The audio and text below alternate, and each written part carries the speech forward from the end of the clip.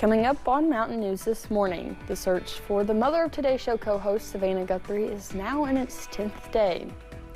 And Jeffrey Epstein's co-conspirator Ghislaine Maxwell pleaded her Fifth Amendment in a congressional disposition Monday. Dedicated to Eastern and Southern Kentucky, this is WYMT Mountain News This Morning. Welcome to Mountain News This Morning. I'm Neely Green here with you on this Tuesday, February 10th. The time is now 6 o'clock, and let's check in with meteorologist Megan Desmond for a look at your forecast this morning. Megan, when I got home yesterday, I was very surprised to see that most of the ice was melted out of my driveway. I know, it's so nice to see that finally starting to dissipate. Now, there's still some ice, unfortunately, at my house, but I'm hoping by today that is going to clear itself away. So let's talk about those temperatures. Not too bad this morning, honestly. Rather pleasant as I went out the door. I only had a cardigan on.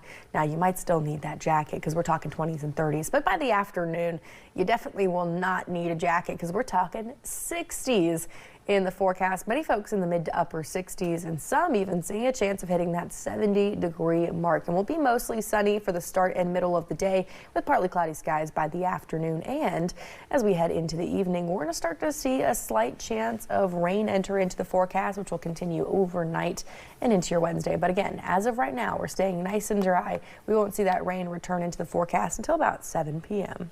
Neely. Thank you, Megan. In her latest video, Today Show co-host Savannah Guthrie pleaded for the public's help to find her missing mother, Nancy. The video was posted Monday, the same day as a second deadline from an alleged ransom note received by news outlets last week. Over the weekend, the Guthrie family posted another video saying they were willing to pay. In a statement to CBS News last night, the FBI said it's not aware of any continued communication between the Guthrie family and suspected kidnappers, nor has the Bureau identified a suspect or person of interest in the case at this time. We are at an hour of desperation. Take them at face value that they have nothing right now. That being said, if they do have a credible lead, they're very smart to hold it close to the vest.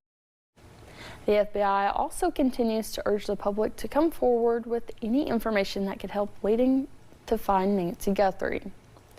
Jeffrey Epstein's co-conspirator Ghislaine Maxwell appeared before a House committee Monday for a virtual disposition and refused to answer any questions.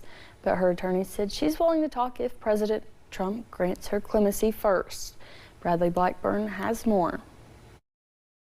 I invoke my Fifth Amendment right to silence. Ghislaine Maxwell spoke to a congressional committee by video from prison. But what's notable is what she did not say. I invoke my Fifth Amendment right to silence. But in a statement, her attorney said Ms. Maxwell is prepared to speak fully and honestly if granted clemency by President Trump. I just think it's unconscionable that she's pleading the Fifth or trying to make deals. She needs to tell the truth. It's long overdue. The Maxwell deposition played out as fallout continues from the release of more Epstein files. Emails suggest Health Secretary RFK Jr. once went dinosaur bone hunting with Epstein and Maxwell. And Commerce Secretary Howard Lutnick is facing calls to resign after CBS News reported he was in business with Epstein as recently as 2014 and discussed a 2012 family trip to Epstein's Island. Lutnick has claimed he cut ties with Epstein after 2005. A spokesperson said his interactions with Epstein were, quote, limited.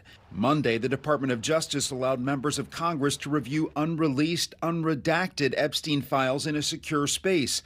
Congressman Jared Moskowitz was among those who got access. And some of the stuff I read was just gross, absolutely just gross. And there are names in there, and there are co-conspirators in there, and there are some things that people have said that I think now are untrue.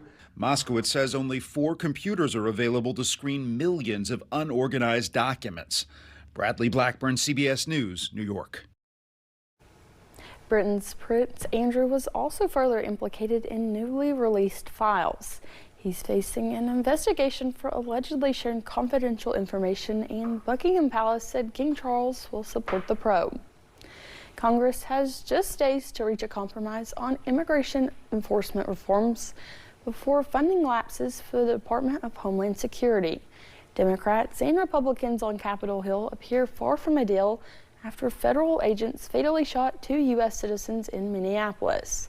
While there's been bipartisan agreement around requiring body cameras, There's pushback to other proposed changes, such as prohibiting masks and tightening rules around warrants.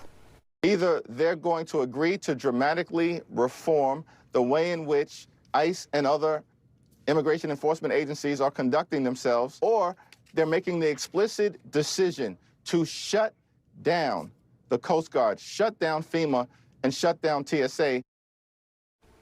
A CBS News poll last month found that Americans support President Trump's deportation efforts had fallen to 46%, down from 59% at the start of his second term.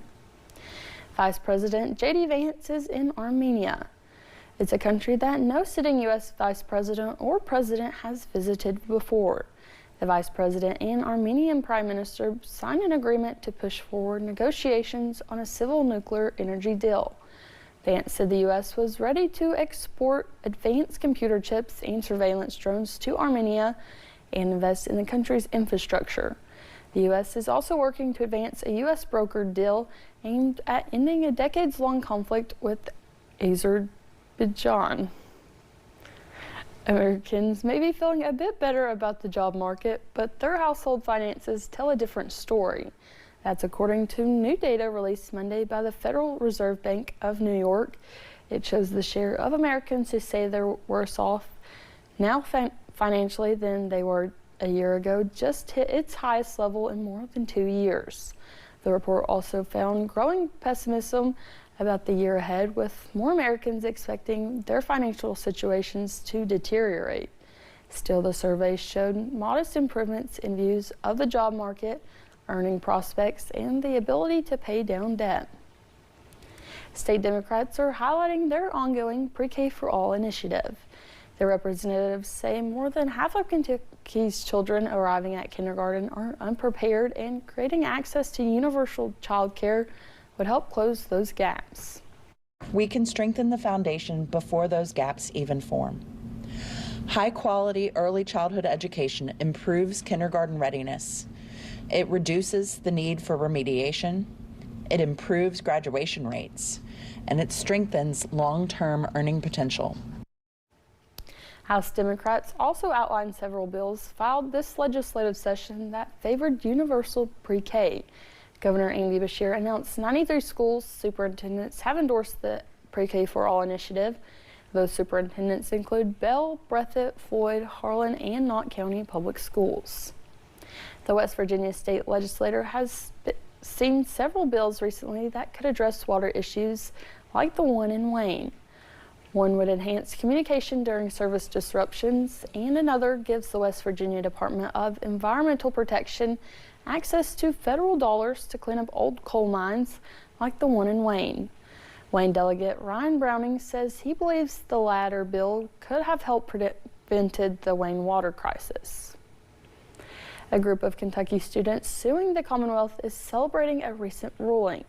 The Kentucky Student Voice team says the state failed to provide students an adequate and equitable education.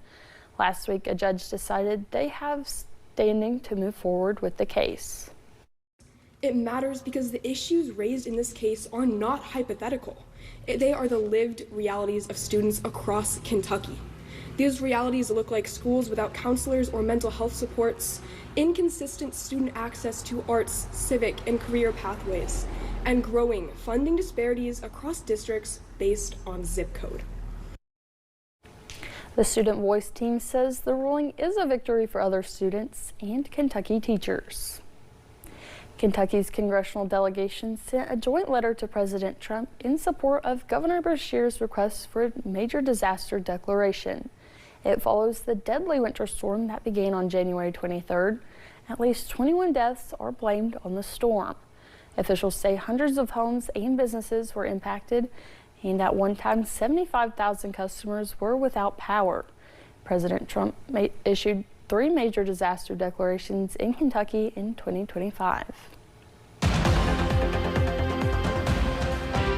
And we're looking nice and dry to start off your Tuesday. In fact, not even a single cloud is in the sky this morning as you're heading out the door. Now, this will change as we head into the late evening hours, but enjoy a majority of your day with mostly sunny to partly cloudy skies. As I mentioned, though, we are going to see that chance of rain that's in the late evening hours that will continue overnight and into your Wednesday. But for now, we're just monitoring some nicer temperatures to start off the morning, some low 30s for most folks.